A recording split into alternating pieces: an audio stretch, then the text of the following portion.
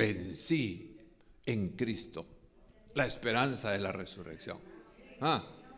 Ahora sí, Pablo tenía bien claro la razón de los dos Adanes y la esperanza de la vida eterna, que es en Jesús, el Mesías resucitado.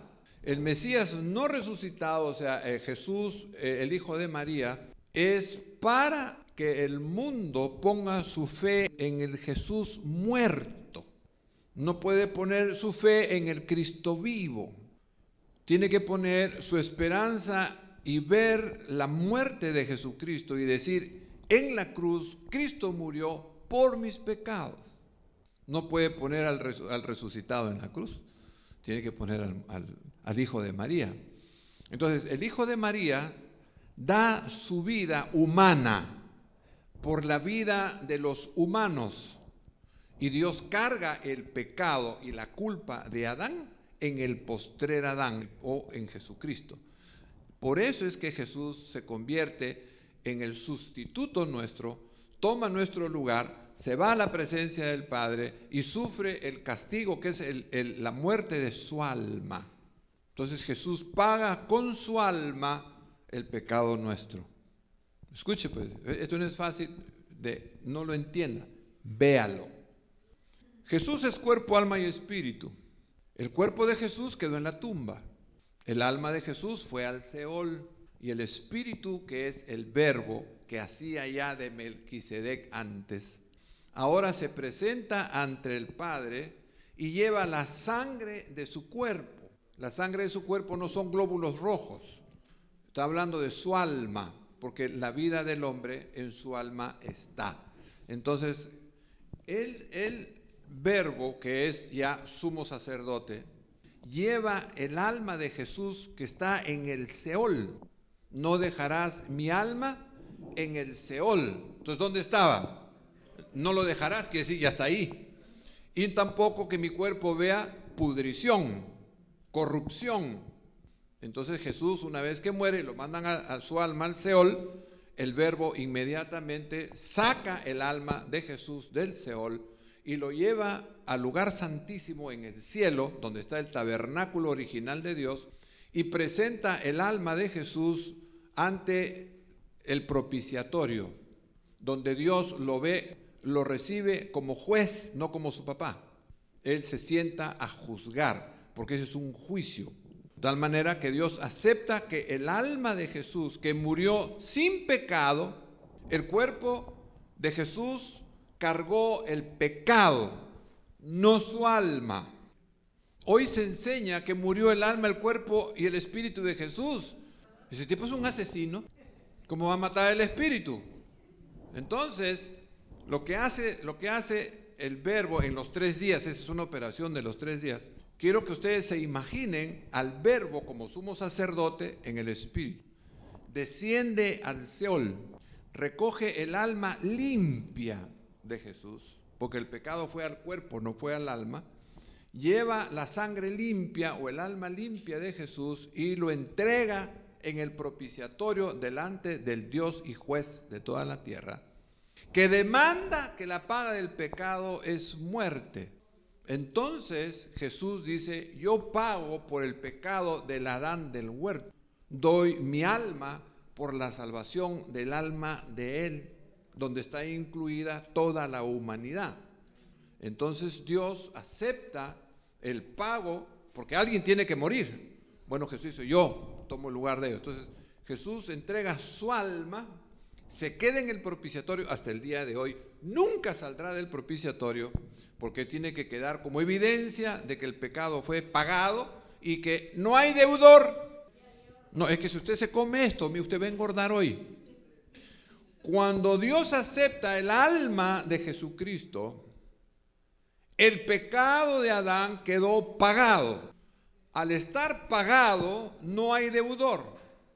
Con el sacrificio de Cristo y con el alma recibida en el propiciatorio, Dios salvó al mundo.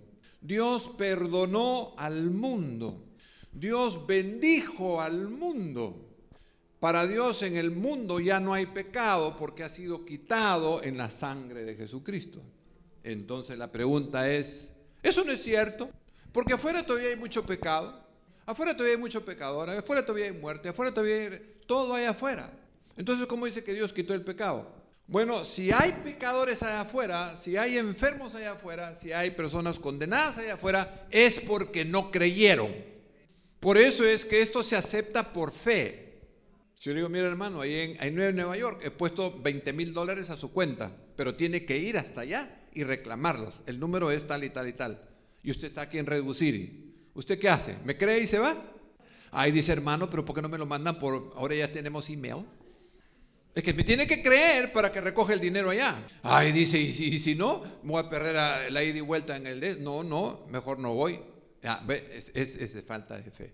No lo tienes, no lo recibes porque no crees. Si crees, viaja a Nueva York y reclama tus 20. Si crees que Jesús murió por ti y Dios ya te bendijo, ya te sanó, ya te liberó, ya te salvó, entonces dile, gracias Señor. Gracias por mi salvación, gracias por mi perdón. Creo que Jesucristo verdaderamente murió por mí porque soy un pecador. No más voy a seguir en el pecado. Me entrego, Señor, cuerpo, alma y espíritu a Jesucristo. Solo mira, te miran nomás. ¿Ve qué diferencia es entre oír y creer? Entre saber y hacer fe. Usted me puede decir, sí pues, ajá, tiene razón. Ya lo he oído bastantes veces, sí. ¿Lo has creído? Bueno, habría que pensarlo antes. Entonces, sobre esta base, se va a interpretar o interpretamos nosotros todas las escrituras. Y crean lo que Pablo lo llama su evangelio. ¿Usted ha oído eso? Conforme a mi evangelio.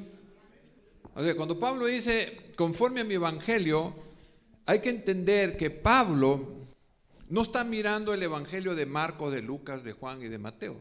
No está diciendo que lo ignora. Estoy diciendo que no está hablando del evangelio de Marcos, Mateo, Lucas y Juan, porque entonces no puede decir mi evangelio, sino Lucas le dice, oye, ¿cuál? Si yo lo dije primero. Entonces, ¿cuál es la diferencia? En que la composición del evangelio de Pablo se basa en los dos Adanes. Y la intención de Pablo es, si ustedes no reciben el Espíritu de Cristo, ustedes están perdidos. Y ustedes, para poder experimentar la salvación, Cristo tiene que vivir dentro de ustedes.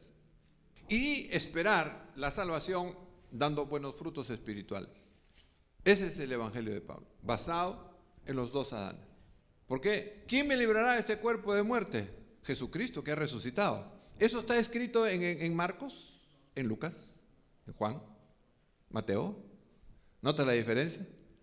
Entonces, según su evangelio, que lo predicará a todas las familias de la tierra para que todos se arrepientan y pongan su fe en Jesucristo. ¿Para qué? Para tener vida eterna. También sobre esta base de los dos Adanes, ¿ya? Siempre va a ser la base de los dos Adanes. Entonces se establece para la doctrina cristiana y la revela a la iglesia. Entonces le dice, hermano de la iglesia, esta es la doctrina que el Señor Jesucristo me ha revelado personalmente. No la he recibido de ningún hombre, de ningún apóstol, de nadie. A mí me lo revelaron y me han dado misterios que a otros no se le ha sido dado. ¿Cuál es? De que Jesucristo en ustedes, la esperanza de gloria. Tanto para los gentiles, igual para con los judíos. Y todo aquel que crea será salvo. Ese es el principio. Entonces, sobre esta doctrina dice Pablo, que se edifiquen sobre el fundamento de los apóstoles y profetas, siendo la piedra principal del ángulo el mismo Señor Jesucristo. No denominaciones, no se edifique usted sobre una denominación. Bueno, yo tengo la doctrina de los bautistas. Qué pena, dice, te pierdes porque nosotros somos de la doctrina de los pentecostales. Ah, dice, ustedes no saben nada, nosotros somos los solo Jesús. Ah, dice que ustedes todavía no conocen que nosotros somos los testigos de Jehová. No, hombre, todos ustedes están mal. Mira, busca Moroni. Con Moroni nosotros somos los mormoni. Y así cada uno tiene su forma de edificar una doctrina denominacional. Y hay que evitar la doctrina denominacional porque cuando uno se edifica en Cristo, ya no hay denominación.